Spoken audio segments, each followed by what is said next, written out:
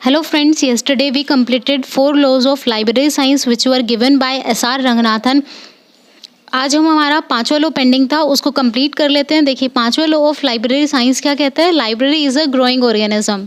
तो लाइब्रेरी क्या है, एक ग्रोइंग ऑर्गेनिज्म है। जैसे मान लीजिए आपने एक प्लांट की ग्रोथ को ऑब्जर्व किया होगा कभी भी कि प्लांट हमेशा मल्टी डायरेक्शनल वे में ग्रो करता है ना, ऊपर की साइड, नीचे की साइड, दाएं बाएं, हर तरीके से आप में उसको ग्रोथ नज़र आती है। सेम जब एक लाइब्रेरी ओपन होती है तो उसमें भी वेरियस ग्रोथ हमें ऑब्जर्व करने को मिलती हैं, देखने को मिलती हैं। फर्स्ट ग्रोथ जो हमें देखने को मिलती है वो क्वांटिटेटिव इन टर्म्स होती है। क्वांटिटी मतलब जिसे आप नाप सकते हो, देख सकते हो, मेजर कर सकते हो, माप सकते हो।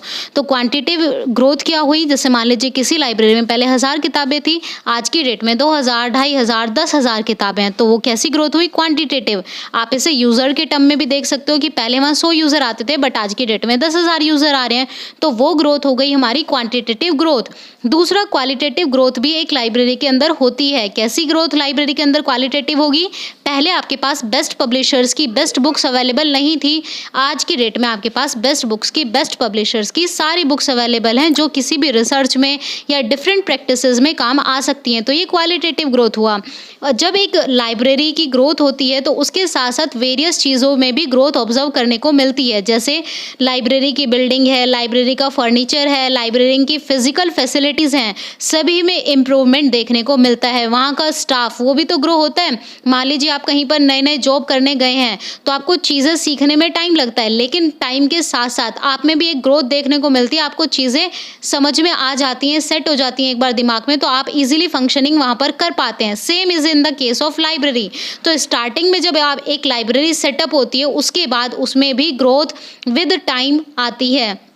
लाइब्रेरी की बुक्स हैं, स्टॉक है, रीडर है, स्टाफ है, क्लासिफिकेशन की प्रोसेस, कैटलॉगिंग की प्रोसेस, इन सभी में विद टाइम इम्प्रूवमेंट आता है। और इसी को हम कहते हैं, इन्हीं वजह से हम कहते हैं कि लाइब्रेरी क्या है, एक ग्रोइंग ऑर्गेनिज्म है। क्योंकि स्टार्टिंग में जब क्लासिफिकेशन किया जाता है, कैटलॉगिंग किया जाता है तो कुछ लोग मैनुअली करते हैं, ज़्यादा कंप्यूटर टेक्निक्स पे अवेलेबल नहीं रहते, है ना, डिपेंडेंट नहीं रहते। लेकिन जैसे जैसे टाइम पास होता है उनकी लाइब्रेरी का साइज़ बढ़ता है और ज़्यादा यूज़र आने लगते हैं तो वो कंप्यूटराइजेशन टेक्निक्स का इस्तेमाल करना स्टार्ट करते हैं। क्योंकि कंप्यूटराइजेशन से क्या होता है, अगर आप कंप्यूटर टेक्निक्स इस्तेमाल कर रहे हो तो आपकी सर्विसेज, जो भी आप सेवा अपने यूज़र को दे रहे हो उस वो एफिशिएंट हो जाती है, थोड़ी अच्छी हो जाती है, एक्यूरेट हो जाती है, यूज़र का समय बच जाता है, यूज़र आपसे खुश होके जाता है।